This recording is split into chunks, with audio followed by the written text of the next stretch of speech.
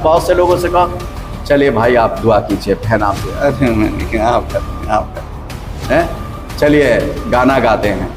शर्म आती है गाना गाने में, बाइबल पढ़ने में, दुआ करने में, प्रीचिंग करने में, कुछ करने में। यानी प्रभु के लिए अगर कोई काम दो तो शर्म आती। बाकी दुनिया भर के बेशर्म वाले काम जो है बेहिचक इंसान कर देता है।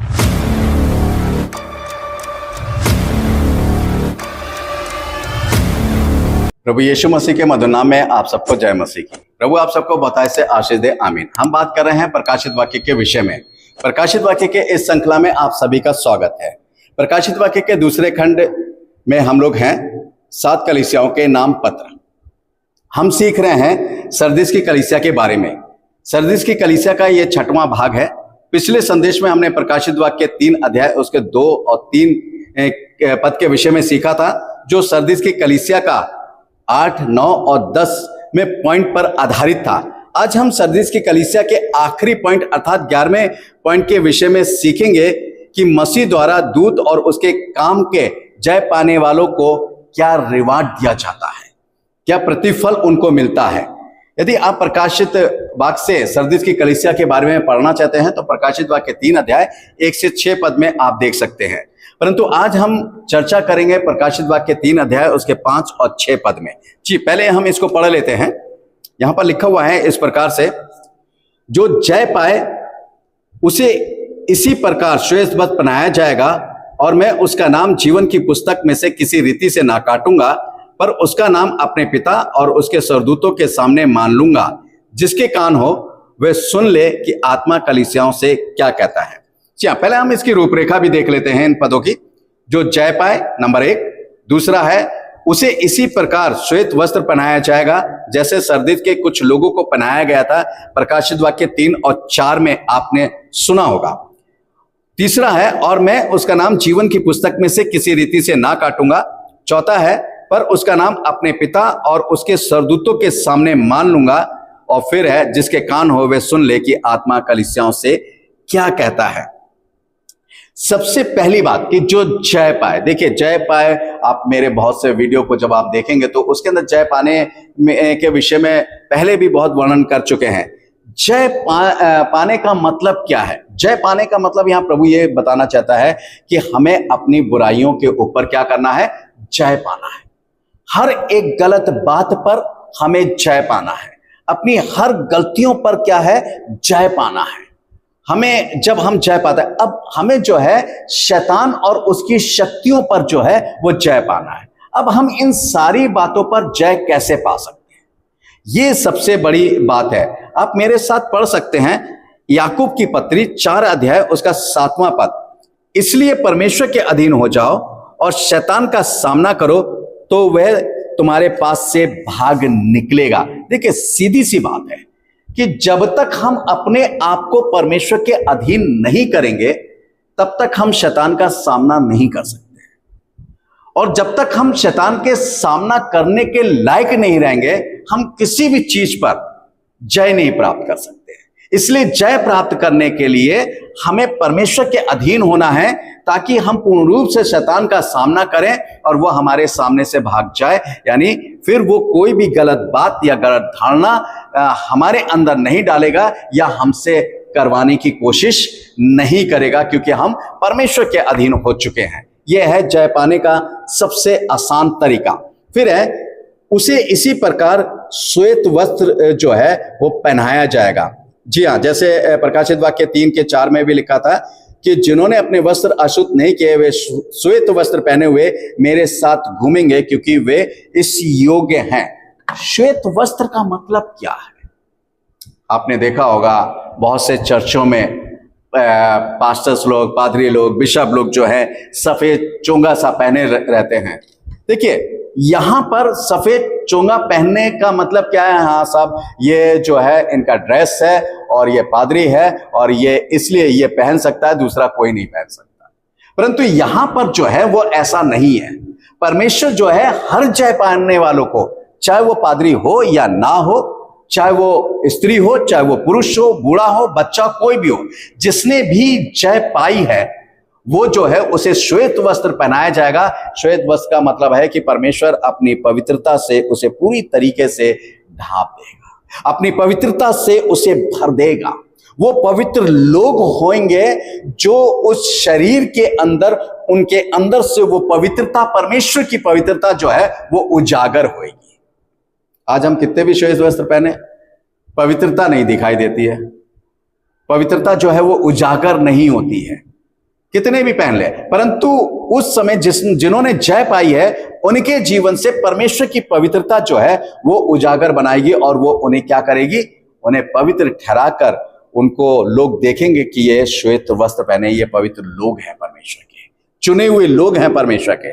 फिर है, और मैं उसका नाम जीवन की पुस्तक में से किसी रीति से ना काटूंगा। देखिए सबसे पहली बात क्या है, परमेश्वर का वचन यहां क्या कहता है कि जीवन की पुस्तक ये एक स्वर्गीय जो है पुस्तक है, और परमेश्वर का वचन भी कहता है कि जीवन की पुस्तक जो है उसमें जो है उन लोगों के नाम लिखे जा रहे हैं जो जय पाए हुए हैं, जिन्होंने जय प्राप्त करी है, जिन्होंने अच्छे काम करे हैं, जो परमेश्वर की इच्छा के अनुसार अपना जीवन व्यतीत करते हैं, जो परमेश्वर की इच्छा के और परमेश्वर के कामों को पूरा करते हैं, उनका नाम जो है उस जीवन की पुस्तक में लिखा हुआ है।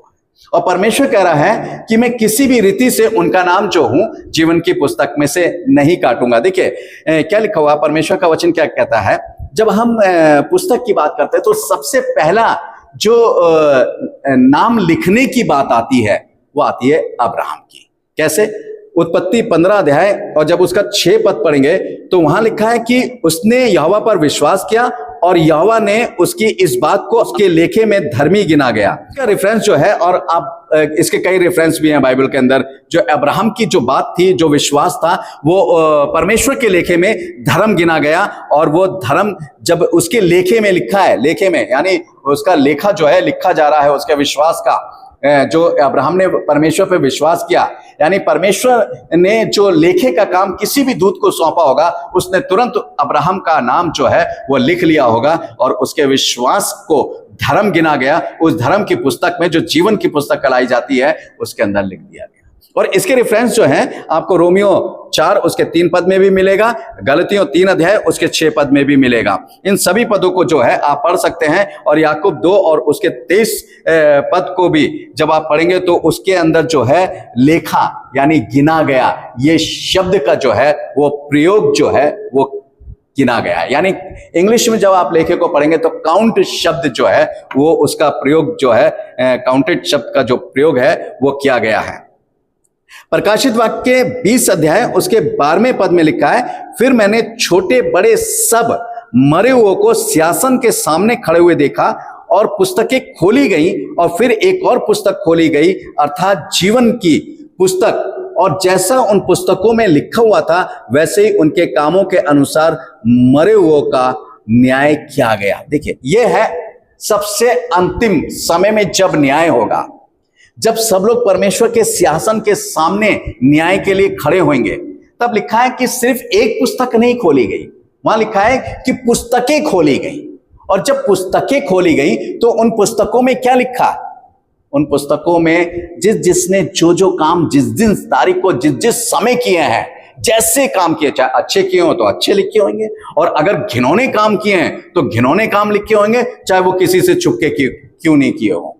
चाहे आपके उन घिनौने काम को आज की तारीख में कोई जानता हो या नहीं जानता हो, आपका पति जानता हो या नहीं जानता हो, आपकी पत्नी जानती हो या नहीं जानती हो, या बच्चे जानते हो या नहीं जानते हो, कोई भी जानता हो या नहीं जानता हो, परंतु परमेश्वर जानता है और वो सारे काम सबके सामने प्रकट किए जाएंगे।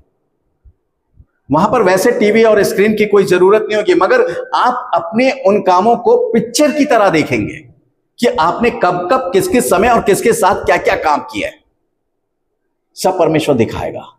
और ये जो है ये डराने वाली बात नहीं, ये हकीकत है। सारी दुनिया के सामने वो घिनौने काम जो हैं, जो भी मनुष्य, चाहे वो मैं हूं, चाहे आप हो, चाहे कोई भी हो, जो भी करता है वो प्रकट किए जाएंगे और वो दिखाए जाएंगे। परमेश्वर का जो वचन कहता है, डैनियल 7 और उसके 9-10 पद में भी लिखा हुआ है, फिर न्यायी बैठ गए और पुस्तकें खोली गई। जी हाँ, फिर न्यायी बैठ गए। डैनियल भी जो है, डैनियल भविष्यवक्ता जो है वो पहले भविष्यवाणी करता है, उसके बाद जो है परमेश्वर जो है यूहन्ना से ये भविष्यवाणी कराता है कि पुस्तकें खोली गई और फिर एक और पुस्तक खोली गई अर्थात जीवन की पुस्तक। और जिसका नाम जीवन की पुस्तक में नहीं मिला वो आग की झील में डाला गया। जिसका नाम जीवन की पुस्तक में नहीं मिला। ये ध्यान रखिए परमेश्वर जो है किस तरीके से काम करता है। फिर प्रकाशित वाक्य 20 उसके 15वें पद में क्या लिखा है, और जिस किसी का नाम जीवन की पुस्तक में लिखा हुआ ना मिला वह आग की झील में डाला गया। देखिए अभी जो मैंने बात की थी वो प्रकाशित वाक्य 20 उसके 15वें पद में है। प्रकाशित वाक्य 3 और 5 और 6 में क्या है, और जिसका नाम जीवन की पुस्तक में लिखा गया है प्रभु परमेश्वर कहता है कि मैं उसका नाम किसी रीति से नहीं काटूंगा। सरदिस की कलीसिया के दूत को ये कह रहा है, देख अगर तेरे समय के लोगों के नाम जीवन की पुस्तक में लिखे गए तो मैं किसी भी रीति से नहीं काटूंगा। और यही बात आज के समय के लोगों के लिए है। अगर हमारा नाम मेमने के जीवन की पुस्तक में है तो हमारा नाम कोई काटने वाला नहीं होगा। यहां परमेश्वर कह रहा है। फिर लिखा है मूसा जो था, देखिए मूसा जो था जब परमेश्वर इजरायलियों को दंड देने लगा और परमेश्वर मूसा जो था मूसा को अच्छा नहीं लग रहा था और इसलिए उसने परमेश्वर से क्या कहा। देखिए जब आप निर्गमन 32 अध्याय उसका 32 और 33 पद पढ़ेंगे तो यहां लिखा है, तो भी अब तू उनका पाप क्षमा कर, नहीं तो अपनी लिखी हुई पुस्तक में से मेरा नाम काट दे। यहोवा ने मूसा से कहा, जिसने मेरे विरुद्ध पाप किया है उसी का नाम मैं अपनी पुस्तक में से काट दूंगा। देखिए एक बात ध्यान रखिएगा, यह मत सोचिए कि जीवन की पुस्तक में नाम लिख गया तो कट नहीं सकता है। परमेश्वर कह रहा है यदि मेरे विरुद्ध, मैंने नाम तो लिख दिया है परंतु उसके बाद अगर नाम लिखने के बाद अगर पाप करते हैं या गुनाह करते हैं या कोई भी गलत काम करते हैं तो वो कह रहा है कि जो पाप मेरे विरोध में पाप करेगा उसका नाम मैं जीवन की पुस्तक में से काटूंगा। मूसा ने कहा कि काट देनी तो मुझे भी इनके साथ मार डाल, मुझे भी खत्म कर दे, मगर परमेश्वर ने मूसा का नाम नहीं काटा है। परमेश्वर कह रहा है जो पाप करेगा उसका नाम जो है उस पुस्तक में से कटेगा। परंतु यदि तूने जय प्राप्त की है तो वह नाम नहीं काटेगा। पर यहां पर जो है, पर उसका नाम अपने पिता और उसके सरदूतों के सामने क्या करूंगा, मैं मान लूंगा। मगर किसका नाम मान लेगा? उसके पिता, अपने पिता के सामने और सरदूतों के सामने प्रभु यीशु मसीह किसके नाम को मान लेगा और कौन है? देखिए मत्ती 10 अध्याय उसके 32 और 33 पद में लिखा है, जो कोई मनुष्यों के सामने मुझे मान लेगा उसे मैं भी अपने स्वर्गीय पिता के सामने मान लूंगा, पर जो कोई मनुष्यों के सामने मेरा इनकार करेगा मैं भी उसका क्या करूंगा। परमेश्वर का वचन कह रहा है कि मैं भी उसका इनकार करूंगा। जी हाँ, परमेश्वर का वचन कह रहा है कि मैं भी उसका इनकार करेगा, उसे मैं भी अपने स्वर्गीय पिता के सामने इनकार करूंगा। वो अपने सरदूतों के सामने और अपने स्वर्गीय पिता के सामने क्या करेगा, उसका इनकार करेगा। हमें इस संसार में प्रभु यीशु मसीह का, बहुत से लोगों से कहा चलिए भाई आप दुआ कीजिए, बहन आप कर हैं, चलिए गाना गाते हैं। शर्म आती है गाना गाने में, बाइबल पढ़ने में, दुआ करने में, प्रीचिंग करने में, कुछ करने में। यानी प्रभु के लिए अगर कोई काम दो तो शर्म आती। बाकी दुनिया भर के बेशरम वाले काम जो है बेहिचक इंसान कर देता है। बेशरमों वाले काम कितने भी करा लो, परंतु जब प्रभु वाले काम की बात आती है तो शर्म आने लगती है। और प्रभु कह रहा है कि मैं जो हूं उन्हें स्वीकार नहीं करूंगा। इसलिए ध्यान करें कि परमेश्वर का वचन जो है वो क्या कह रहा है। फिर है मत्ती 24 उसके 9 पद में लिखा है, तब वे कलेश देने के लिए तुम्हें पकड़वाएंगे और तुम्हें मार डालेंगे और मेरे नाम के कारण सब जाति के लोग तुमसे बैर रखेंगे। आज वही समय है, प्रभु के नाम के कारण सब जाति के लोग क्या करेंगे, बैर रखेंगे। अभी नहीं, अभी तो ये पूरे वर्ल्ड के अंदर होने वाला है, पूरे संसार के अंदर होने वाला है कि प्रभु यीशु मसीह के नाम के कारण जो है लोग जो है वो बैर करने लगेंगे। फिर है मरकुस 13 और 12 से 13 में, भाई को भाई और पिता को पुत्र घात के लिए सौंपेंगे और बच्चे माता पिता के विरोध में उठकर उन्हें मरवा डालेंगे और मेरे नाम के कारण सब लोग तुमसे बैर करेंगे, परंतु जो अंत तक धीरज धरे रहेगा उसी का उद्धार होगा। देखो ऐसा समय जो है आएगा, यानी सब इंकार करेंगे। आपके सगे आपको पकड़वा देंगे, आपके बच्चे आपको पकड़वा देंगे, मरवा डालेंगे, माता पिता अपने बच्चों को पकड़वा देंगे, मरवा डालेंगे। ये वो स्थिति जो है वो आने वाली, और सिर्फ किसके कारण होगा, प्रभु यीशु मसीह के। और वो ही कह रहा है कि वही समय होगा कि आप चाहे मर जाएं परंतु मेरे नाम का इनकार ना करें, मेरे नाम को स्वीकार करें। तो मैं अपने पिता के सामने जो है स्वीकार करूंगा। यहाँ स्वीकार करने वाली बात आ रही है, वही मैं आपको बता रहा हूं। जो मान लेगा, परमेश्वर का वचन इस बात को बता रहा है। फिर क्या लिखा है, जिसके कानों वे सुन ले कि आत्मा कलीसियाओं से क्या कहता है। आप सबको पता है कि किसके कान नहीं होते हैं। अगर आप सुन रहे हैं और सुनकर अनसुना कर रहे हैं तो आप किस कैटेगरी में आते हैं बताने की जरूरत नहीं।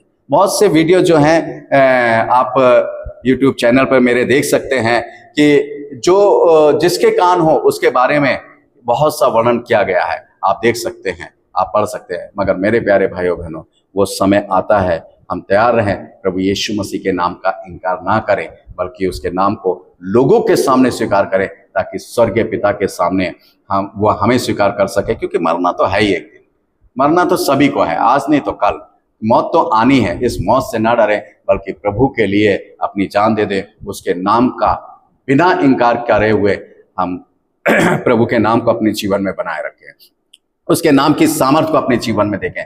फिर देखें प्रभु कैसी आशीष देता है। प्रभु आप सबको आशीष दे।